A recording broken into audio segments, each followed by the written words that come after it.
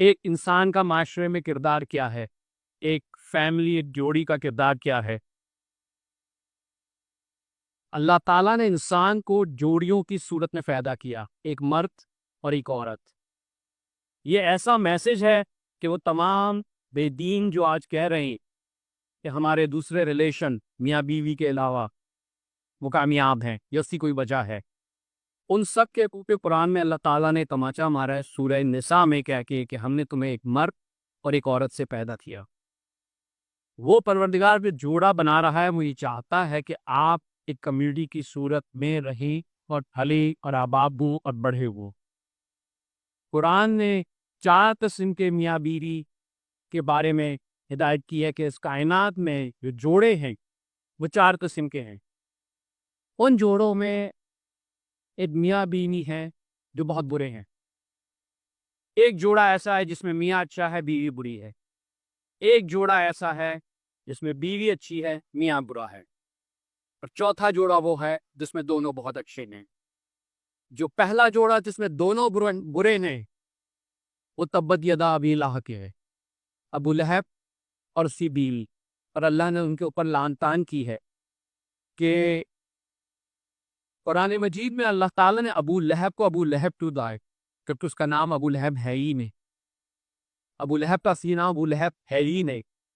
ابو لہب ایک کیفیت ہے کہ انسان تھا جو غصے میں سرخ ہو کے چیختا چلاتا تھا اپنی بیوی کے ساتھ مل کے اپنے معاشرے پہ، رسول خدا پہ، دین اسلام لانے والوں پر۔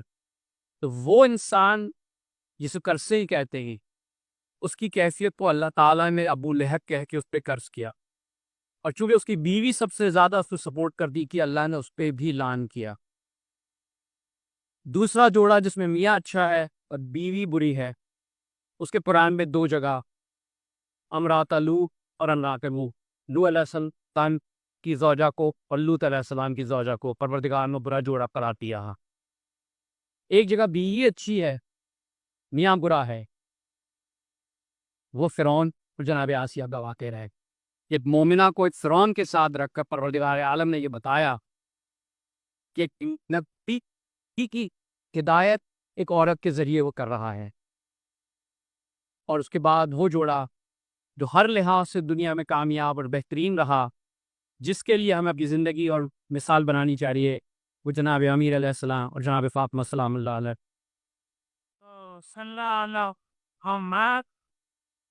اس میں رسول خدا اور جناب خدیجہ سلام اللہ علیہ بھی شامل ہیں۔ جناب خدیجہ سلام اللہ علیہ کے بارے میں نے اس دن فرمایا تھا کہ پروردگار عالم نے جناب خدیجہ کو سلام بھیجا تھا، کائنات میں کسی عورت کو سلام نہیں آیا۔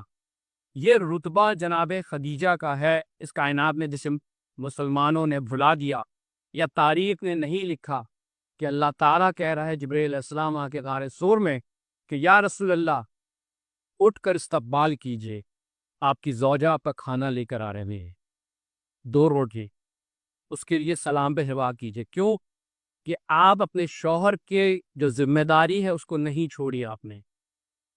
اسی طرح قرآن مجید میں اللہ تعالیٰ نے جگہ جگہ بہت سی آیتیں ہیں جو باپ پر آئیں کہ ایک باپ کا فریضہ کیا ہے، ایک باپ کا معاشرے میں کردار کیا ہے۔ سورہ لقمان میں آیت نمبر 19-31 میں، سورہ لقمان میں حضرت لقمان کو حکم ہو رہا ہے کہ لقمان شکر اللہ کا ہو اپنے بیٹوں سے کہ بیٹے اللہ کا شکر ادا کیا کرو۔ تو وہ تمام والدین خصوصاً والد کے بارے میں ہے۔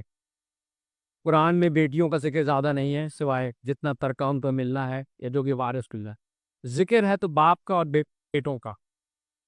باپ کے اوپر بہت بڑا فریضہ یہ ہے کہ وہ اپنی اولاد کی تربیت اس طرح کرے کہ وہ اولاد آگے بڑھ کر رستہ حسینی پر ہو، رستہ اہل بیت پر ہو۔ حکم یہ دیا گیا سب سے پہلا سورہ 31-17 ہے اسی سورہ لقمان نے کہ اے میرے بیٹو نماز قائم کرو، نیکی کا حکم دو اور برائی سے روکو۔ ہمارے یہاں سب سے بڑی پرابلم آج جو دیکھی جا رہی ہے یا سمجھی جا رہی ہے وہ ہے نماز۔ ہم نماز کی اس لیے اہمیت دے رہے کہ ہمارے بزرگوں نے ہمیں بٹھا کر نماز پڑھائی، لیکن ہمارے بعد جو جنریشن آئی وہ سمجھتے رہے کہ میرا بچہ اندر نماز میں نہیں بیٹھے گا، میں اس کو ٹیلی فون دے دوں۔ دنیا کا سفر دو کرداروں پر چلا ہے۔ حضرت آدم علیہ السلام، ابلیس ان کے مقابلے کے آ گیا۔ حضرت ابراہیم علیہ السلام، نمرود ان کے مقابلے پر آ گیا۔ حضرت موسیٰ علیہ السلام، فرعون ان کے مقابلے پر آ گیا۔ کرتے کرتے رسول اللہ تک آ گئے۔ رسول اللہ کے مقابلے پر تو 3 شیطان آ گئے۔ تین شیطان، ابو جہل، ابو سفیان اور ابو لہب، جنہوں نے دین میں ہر قسم کے مشکلات پیدا کی رسول خدا کے لیے، تمام ابتدائی جنگیں۔ ایک باپ کا کردار کیا ہے؟ جب ہمارے والدین وہ مجلسوں میں بیٹھاتے تھے تو اس سمے اپنی باپ کے تو ہم 5 بھائی تھے، ہماری لڑکی نہیں کی، تو ہماری والدہ لڑکیوں عورتوں کی مجلس میں لے جا کے چبموں میں ہمیں اٹھا دیتی تھی۔ جب خلافت امیر المومنین کے پاس آئی اور آپ سے کہا کہ آپ بیٹھیے خلافت پر، ورنہ ہم آپ کو شہید کر دیں گے، تو امیر علیہ السلام مسجد نبوی کی پہلی سیڑھی پر چڑھ کر دوسری پہ گئے، تو نیچے بیٹھے والوں نے منہ بنایا، کیونکہ نیچے کی سیڑھی عیسی کلمہ کی تھی۔ جب دوسری سیڑھی پہ گئے تو دوسرے کی تھی، پہلی پہ گئے تو پہلے کی تھی۔ امیر المومنین سب سے اوپر جا کے رسول اللہ کی جگہ پر بیٹھ گئے اور آپ نے کہا کہ یہ آج حق اپنی جگہ آ گیا، یہ مسجد، یہ امام بارگاہ، یہ ممبر، یہ پوڈیم حق کی جگہ تھی۔ اگر آپ حق نہیں کہیں گے تو آپ یہاں کھڑے نہ ہو، چاہے آپ کو لوگ کتنا برا کہیں، لوگ آپ سے نفرت کرنے لگے، آپ کو نکال جائیں، بات حق کرنی ہے۔ 19 رمضان کی مجلس میں بہت سے والدین اپنے بچوں کو لائے، لیکن یہ نہیں کہہ رہے کہ اس فون کو سائڈ میں رکھو۔ وہ جو 2 کردار چلے تھے جن کا میں ذکر کر رہا ہوں، امام حسین اور یزید کے بعد کہاں لے، وہ کردار مومنوں اور فون کی صورت میں موجود ہے۔ یہ فون آپ کے بچوں کا دشمن ہے، اٹھا کے سکھا دیا گیا تھا، ہم سیکھ گئے، لیکن آج اس ڈر سے بچوں کو نہیں بٹھایا جا رہا۔ یہ جگہ کی بات نہیں ہے، مندر حسین میں بھی دیکھتا ہوں، میں آستانے میں بھی دیکھتا ہوں، میں اور جگہوں پہ بھی دیکھتا ہوں، ہر بچے کے ہاتھ میں ایک فون میں۔ اس کا سائیڈ ایفیکٹ کیا ہوگا؟ آپ صبح اپنے کام پہ گئے، آپ نے سارا دن محنت کری، کس کے لیے؟ اس اولاد کے لیے۔ 100 مسائل آپ کی جاب میں پیدا ہوئے، آپ نے ان سے لپٹا، اپنے روزگار کما کر گھر پہنچے، تیار ہوئے، زوجہ کو تیار کیا، بچوں کو تیار کیا۔ اس بچے کو آپ نے حدیث کے سامنے بیٹھنے نہیں دیا، جاؤ بیٹا یہ شور بہت سکتا ہے۔ اس بچے کو آپ نے مجلس حسین میں بیٹھنے نہیں دیا، لوگوں نے اعلان یہ کر دیا کہ جی ہمارا بچہ انگریزی نہیں جانتا، اردو نہیں جانتا۔ 12 اماموں کے نام سکھا دینا دین نہیں ہے۔ قرآن مجید میں پروردگار کہہ رہا ہے، کیا تم نے اپنی اولاد کو قرآن پڑھنا سکھایا؟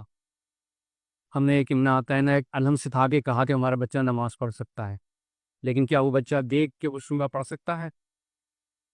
یہ سب ذمہ داری باپ کے ساتھ ہے، اور اس کا حساب یہ دے گا ایک ایک بندے سے۔ آج جس خطے میں ہم آ کر بیٹھ گئے ہیں اس میں ہمارا کمال نہیں ہے، پروردگار عالم کا وعدہ ہے کہ میں ذکر حسین کو دنیا کی چپے چپے ذرے ذرے تن کر دوں گا۔ آپ ایک ذریعہ بن رہے ہو، اس ذریعے میں آپ کہاں چلے گئے؟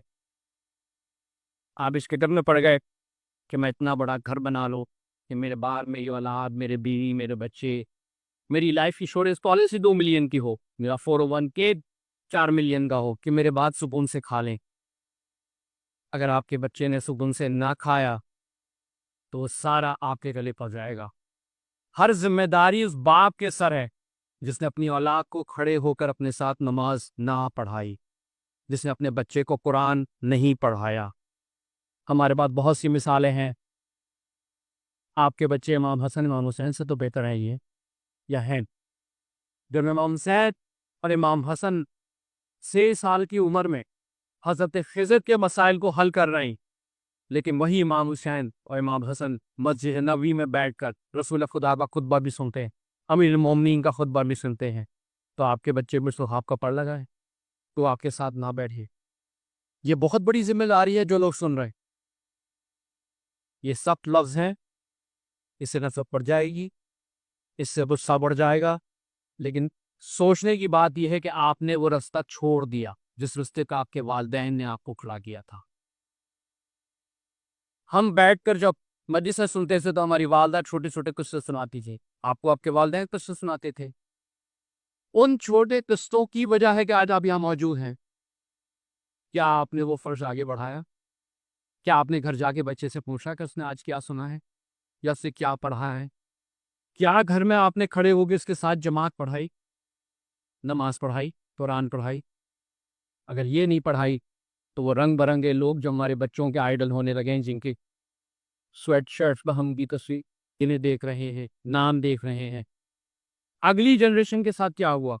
اگلی جنریشن کے ساتھ یہ ہوا کہ چونکہ ان کو بتایا نہیں گیا، ان بچوں کو گوگل پہ جانا پڑ گیا، چیٹ جی پی ٹی پہ جانا پڑ گیا، ڈیپ سی پہ جانا پڑ گیا، کیونکہ ان کے پاس نالج نہیں تھی۔ گوگل وہی جواب دے گا جو گوگل میں سیٹ کیا گیا۔ گوگل نہ دین ہے نہ دین یہاں سے، وہی آنسر ملے گا۔ وہ بچہ آپ کے آگے کھڑے ہو کے کہے گا کہ باپ سے پوچھے گا کہ جب علی چوتھے نمبر پر ہے تو تم پہلے نمبر پہ لڑائی کیوں کر رہے ہو؟ یہ گوگل کا جواب ہے، ابھی سے کوئی بھی دیکھ لے آئی کر کے۔ اس دین کی ذمہ داری آپ کے اوپر آئے دی، اس کا سوال آپ سے ہوگا۔ سورہ تحریم میں اللہ تعالیٰ باپ کو کہہ رہا ہے، 66-6 پوائنٹ ہے، اس کا ترجمہ فونوں میں دیکھ لیجیے گا، کہ اپنے گھر والوں کو جہنم کی آگ سے بچاؤ۔ کیا مطلب ہے اس کا؟ اس کا مطلب یہ ہے کہ ہم نے تمہیں ہدایت دی، ہم نے تمہیں نشانیاں دی، تم ان نشانیوں کے خلاف وہ نشانیاں اٹھا رہے ہیں تمہیں بد مذہب کر رہی ہے، جو تمہیں بے دین کر رہی ہے۔ ایک باپ کا فرض ہے، ماں کا فرض نہیں ہے کہ اولاد کو اور اپنے کنبے کو جہنم کی آگ سے بچائے، قرآن کہہ رہا ہے۔ اس کے بعد سورہ بقرہ میں والدین کو بچوں کا رزق، ان کی پرورش کی ذمہ داری دی گئی ہے۔ سورہ بقرہ دوسری آیت ہے، 2.33 اس کا ترجمہ آپ لوگ کبھی دفعہ پڑھ لیا دیجیے۔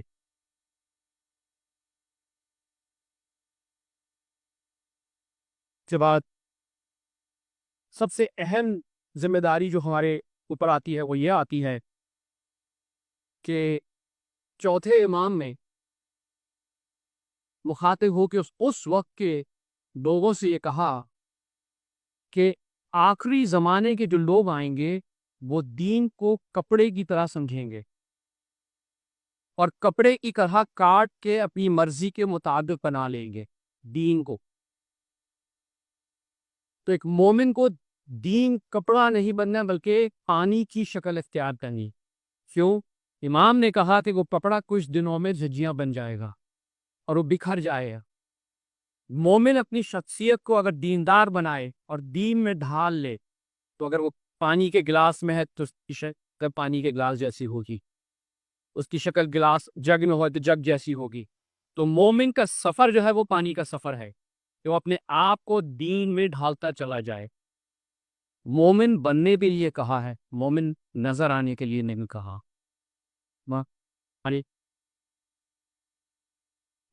بڑی ٹریجڈی یہ ہے کہ محرم آئے گا، رمضان آئے گا، ہم بھی ٹوپیاں پہن لیں گے، لباس پہن لیں گے،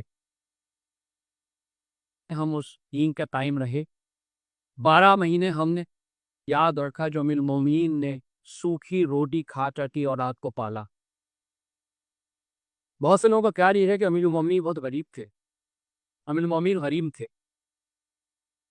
حضرت علی کے پاس بہت زیادہ پراپرٹی تھی، بہت ابو طالب سے ان کو ملی تھی۔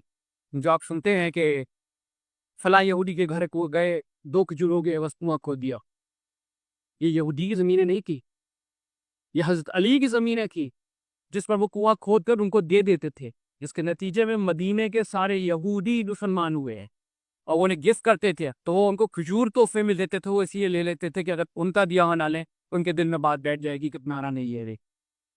تو امیر المومنین نے اس طرح دین کی بلاغت کی کہ دوسرے مذاہب کو دعوت دی اور بلایا اور کہا کہ دیکھو اسلام کیا کہتا ہے۔ ایک باپ کا سب سے بڑا فریضہ یہ ہے کہ وہ اپنی اولاد کو صراط مستقیم سے روشناس کرائے۔ اس کو یہ بتائے کہ حلال کیا ہے اور حرام کیا ہے۔ آج اگر آپ کا بچہ اسکول میں جائے، کیا وہ بتا سکتا ہے کہ یہ حلال ہے اور یہ حرام ہے؟ اگر آپ کا بچہ حلال حرام میں تفریق نہیں کر رہا تو یہ ذمہ داری باپ کے اوپر ہے۔ اگر آپ کا بچہ وضو صحیح نہیں کر رہا، یہ باپ کے اوپر ہے۔ ہمارے معاشرے میں سب سے زیادہ مجبوریاں یہ ہیں کہ ہم نے اپنی آسانی کے لیے بچوں کو چھوڑ دیا۔ ہم نے بچوں کو وہ وقت دینا چھوڑ دیا جس کا ہمیں حکم دیا گیا ہے کہ آپ اپنے بچوں کے ساتھ بیٹھ لی، اپنے بچوں کے ساتھ زندگی گزاریں، انہیں دین کے قصے سنائیں، انہیں قرآن کے قصے سنائیں۔ شور مچائے گا تو بٹھاؤ، ایک دن مچائے گا، 2 دن مچائے گا، تیسرے دن نماز پڑھے گا۔ تم خود اگر مثال نہیں بنو گے تو دوسروں کو یہ مثال بننے کے لیے کیسے کہو گے؟ وہ تمام بچے جو دوڑ رہے ہیں سینٹر میں، ان کے والدین سے میں کہہ رہا ہوں کہ اس غلطی کو نہ کرو، کیونکہ تمہیں تمہارے باپ کا سکھایا ہوا دین موجود تھا۔ یہ جب بڑے ہوں گے تو تمہیں پتہ بھی نہیں چلے گا کہاں چلے گئے، کس معاشرے میں چلے گئے، کہاں شادی کر لی، کس سے شادی کر لی۔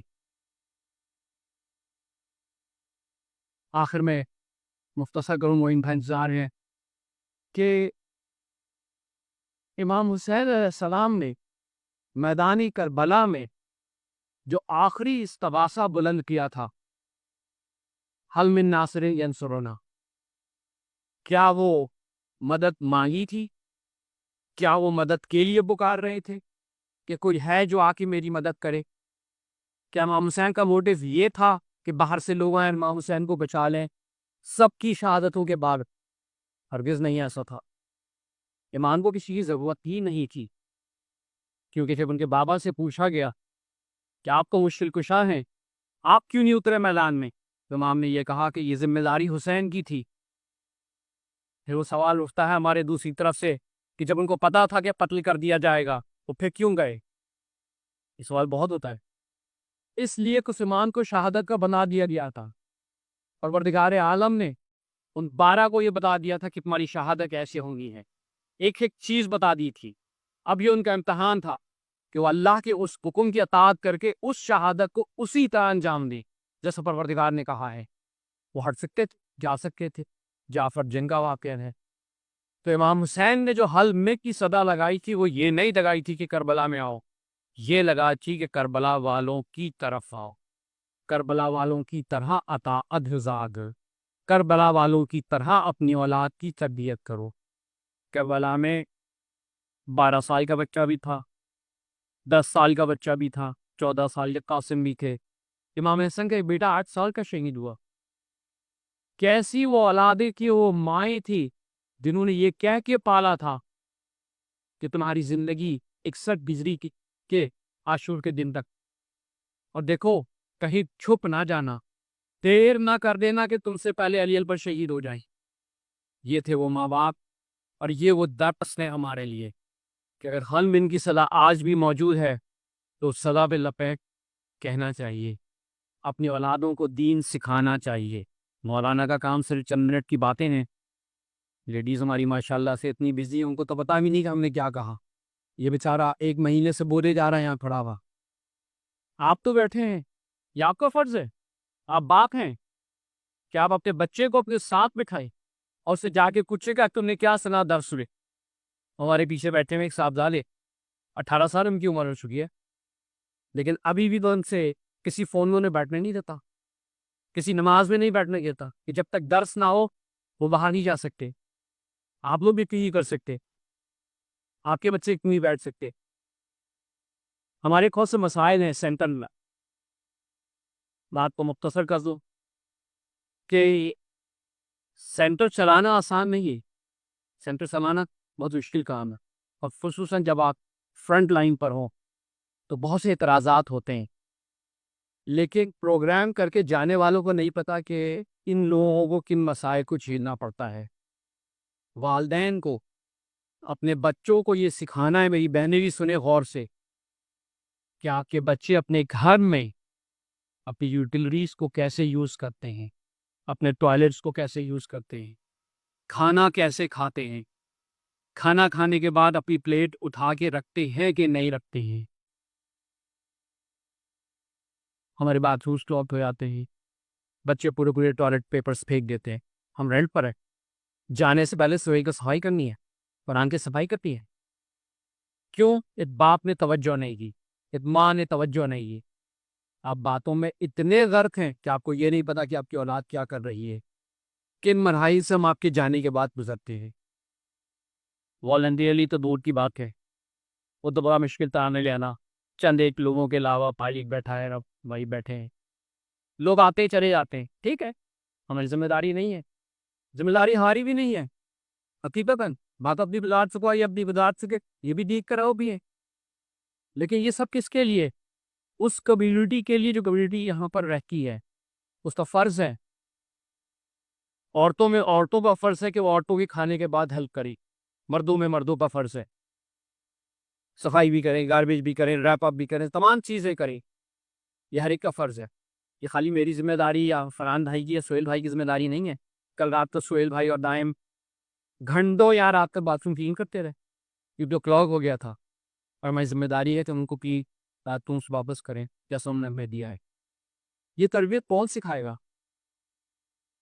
اگر مجھے آپ نے، میں آپ کے بچوں کو 2 دن میں ٹرین کرتا ہوں، آپ مجھے دے دیں اور چلے جائیں، دوسرے دن کے بعد وہ بچہ 5 وقت کی نماز پڑھ رہا ہوگا. یہ میں گارنٹی سے کہہ رہا ہوں. لیکن بھائی ظلم کرنے کو کوئی نہیں کہہ رہا، لیکن ہمت تو کرو، آگے تو لاؤ، ان کو کھڑا تو کرو. کیوں اس سینٹر کے اندر کوئی بچہ ایسا نہیں موجود جو کھڑا ہو کے اذان دے؟ ہمیں 2 سال ہو گئے اس در ذہن میں آتے کہ کیوں نہیں یہاں پر ایک بچہ ایسا جو نوحہ پڑھے، مرثیہ پڑھے، یا یہاں پر بیٹھ کے کوئی درس دے، کوئی بات کرے. کیوں نہیں پیدا ہو رہے؟ کیونکہ وہ تربیت نہیں دے رہے. آپ اس تربیت سے آپ گزر گئے. آئے افطاری کی، بینو بیگم نے وہاں سے ٹیسٹ کیا، ہاں ٹھیک ہے، بچی ہو رہی ہے، ہمارے کو بچے ہی نہیں کروائیں گے، آدھی ہی بچی ہوتی ہے. کیوں نہیں آپ سینٹر میں والنٹیئر بن رہے؟ کسی نے مشورہ دیا ہمیں؟ اور وہ فنڈنگ بھی کرنے کو تیار ہے. جب یہاں سے موو ہو جائے، ساؤتھ چلے جا جہاں 50 لاکھ کا میاں موجود ہے. لیکن یہ بھائی کہتا ہے کہ نہیں، ان کا کیا ہوگا؟ میں نے کہا ان کو اللہ کے حوالے کون، سیانے تسلیم مسجد میں چلے، تاریخ میں اللہ کا وعدہ ہے رزق کا، رہن دو. اپنی اپنی ذمہ داری کو سمجھو. یہ بکیز دے باتیں میری باتیں نہیں کرنی پڑ رہی ہیں کیونکہ آپ میں سے کوئی آگے ہی نہیں آ رہا. بھائی سب کی ذمہ داری ہے لائف میں. اب یہ لوگ بھائی لوگ بہت دور سے آتے، نارتھ سے لوگ تشریف لے کر آئے، ان سے تو میں سہمت نہیں دوں گا. لیکن ہم جو آپس میں ایک کمیونٹی ہے، ہمیں تو ایک دوسرے کی مدد کرنی ہے نا، تو نہیں کرنی. بیوی زیادہ تنگ کرے تو اس کے علاج ہیں دین میں باقاعدہ شرعی طور پر، وہاں میں جاننا نہیں چاہتا. لیکن کوشش یہ کریں اپنے بچوں کو، اپنی نسل کو ضائع نہ ہونے دیں. یہ بہت بڑا فریضہ ہے. اگر آپ کی نسل ضائع ہو گئی تو آپ کی ساری محنت ضائع ہو گئی. اپنی نسل کو دین پہ رکھیے، انہیں بتائیں کہ ہم کس راستے پر ہیں اور کیوں، انہیں سکھائیں. آج بہت آسان ہے آن لائن قرآن پڑھنا پڑھانا. بچوں کے ساتھ آپ بھی بیٹھے، میں پڑھ رہا ہوں، میرے بہت سے تلفظ غلط تھے، میں نے بہت سی مسٹیک کرتا تھا، میں پڑھ رہا ہوں. کیوں؟ جب بھی خیال آ جائے کا حکم ہے، کوئی شرک کی بات نہیں ہے. بیٹھیے، آن لائن پڑھیے، آن لائن پڑھائی. یاد کر لینا دین نہیں ہے، پڑھنا دین ہے. کہ جب وہ پڑھے گا، ترجمہ پڑھے گا تو سمجھے گا. پر ہر چیز قرآن میں موجود ہے. اب اس میں آگے مزید ہے کیا کہوں میں. آپ لوگوں کا بہت وقت لیا. کسی کو کوئی بات بری لگی ہو تو سحری میں 2-3 پراٹھے زیادہ کھا جائے.